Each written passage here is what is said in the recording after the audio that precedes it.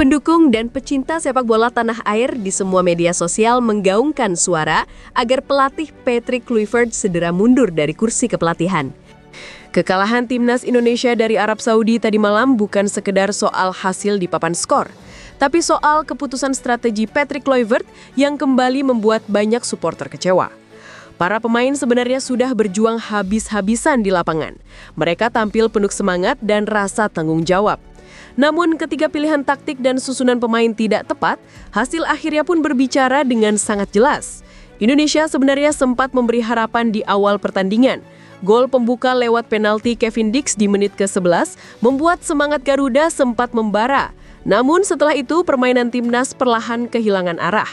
Arab Saudi di bawah taktik cepat Hervé Renard berhasil memanfaatkan celah di lini tengah dan menguasai tempo pertandingan.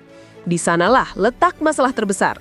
Bukan karena kurangnya semangat, tapi karena strategi yang tak sinkron dengan karakter pemain. Salah satu yang paling terlihat adalah penempatan posisi Yakub Sayuri. Kita semua tahu Yakub adalah pemain yang mematikan bila bermain di sisi sayap. Cepat, berani duel, dan bisa membongkar pertahanan lewat penetrasi dari pinggir lapangan. Tapi Patrick justru menempatkannya menjadi fullback kanan, posisi yang membuat kecepatannya tidak terpakai dan perannya jadi tidak maksimal dan membuat Yakub Sayuri terlihat bingung hingga akhirnya 2 kali melakukan blunder fatal yang membuahkan gol untuk Arab Saudi. Alhasil, ia menjadi korban hujatan netizen yang tidak puas dengan penampilannya. Posisi fullback sebelumnya sudah ideal diisi oleh Rizky Ridho atau Justin Hapner.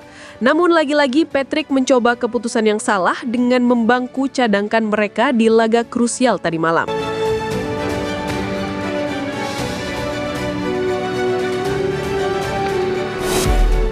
Lalu di lini tengah, keputusan Patrick juga menjadi bahan pertanyaan besar. Kenapa Patrick justru tidak menjadikan Tom Hai sebagai starter? Padahal kualitasnya sudah teruji di Eropa dan justru pemain seperti dialah yang dibutuhkan untuk mengatur tempo serta mengalirkan bola dari belakang ke depan. Sebaliknya, Patrick memilih menurunkan Mark Klok yang performanya malam itu benar-benar tidak terlihat. Lini tengah kita kehilangan kontrol, tidak ada distribusi yang rapi dan ruang di tengah begitu mudah ditembus lawan. Hanya Pelupesi yang tampak jatuh bangun sendirian berusaha menutup celah di depan pertahanan, itu pun akhirnya tidak cukup untuk menahan gempuran cepat dari Arab Saudi.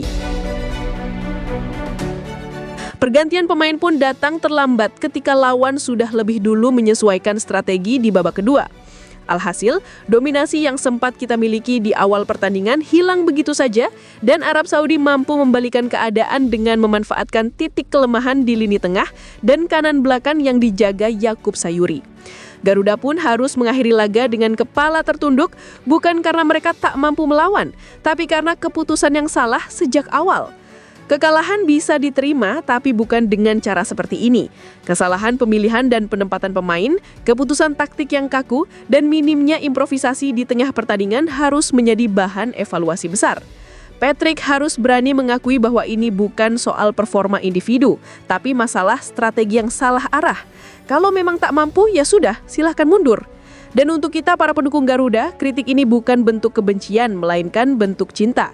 Karena kita semua ingin melihat timnas Indonesia bermain dengan potensi terbaiknya, dengan strategi yang tepat, pemain yang ditempatkan di posisi semestinya, dan semangat juang yang tetap menyala.